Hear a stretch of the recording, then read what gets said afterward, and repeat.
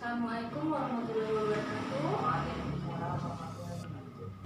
Jadi di sini saya Feby Melani akan menjelaskan tentang tumbuh kembang pada anak balita. Mengapa anak itu perlu diasuh dan dibimbing? Karena anak itu mengalami proses pertumbuhan dan perkembangan, dan dari proses pertumbuhan dan perkembangan ini anak sangat perlu untuk didampingi oleh orang tuanya. Lalu selanjutnya, dalam membimbing dan mengasuh anak ini ada beberapa hal yang perlu diperhatikan. Dalam beberapa hal ini ada faktor yang sangat menentukan. Yang pertama ada faktor bawaan dan faktor lingkungan. Di faktor bawaan ini sudah ada di dalam diri anak sejak lahir, seperti sifat anak yang penyabar, penyayang, dan memiliki keadaan fisik yang berbeda-beda, seperti mohon maaf, ada yang rendah, ada yang tinggi, dan lain sebagainya. Dan faktor lingkungan, di faktor lingkungan ini peran luar sangat berpengaruh untuk perkembangan dan pertumbuhan anak, agar anak ini memiliki tanggung jawab dan sifat disiplinnya. Lalu selanjutnya, dalam mengasuh dan membimbing anak ini juga mempunyai hakikat. Yang pertama, keluarga merupakan lembaga pertama dan utama dalam mendidik anaknya. Yang kedua, mengasuh dan membimbing anak adalah agar anak ini memiliki kepribadian yang dapat membimbing dengan sebaik-baiknya, sehingga dia menjadi manusia dewasa dan bertanggung jawab. Lalu, mengasuh dan membimbing anak melibatkan seluruh aspek kepribadian anak, baik jasmani, intelektual, emosional, dan keterampilannya. Yang keempat, hakikat mengasuh dan membimbing anak ini meliputi pemberian kasih sayang dan rasa aman dan nyamannya.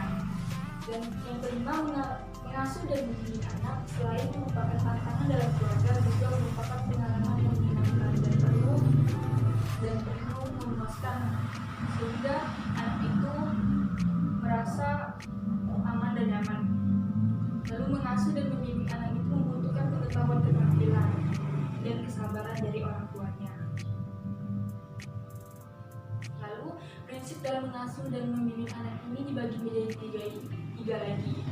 Dalam umur anak 0 sampai 1,5 tahun, dari umur anak 1,5 tahun sampai 3 tahun, dan dari umur anak 3 tahun sampai 5 tahun.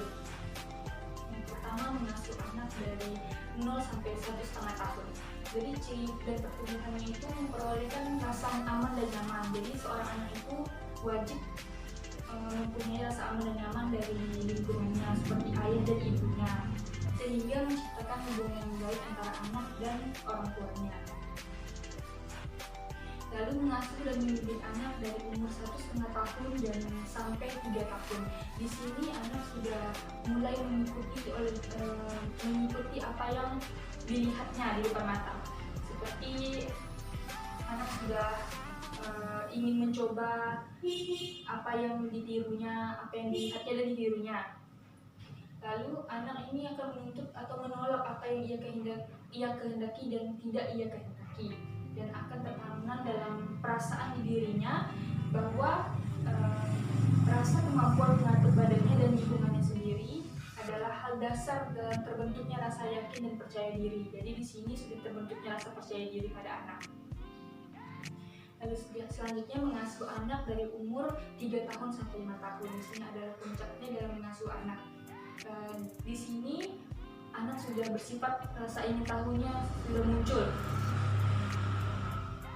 dan anak akan mulai banyak mengeluarkan pertanyaan, seperti bisa menirukan kegiatan dan banyak lagi hal yang akan ditirukannya di sekitarnya.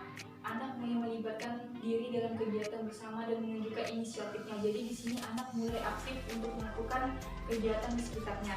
Lalu ayah dan ibu merupakan suatu kesatuan. Oleh karena itu, ayah dan ibu wajib menjadi role model yang baik untuk anaknya.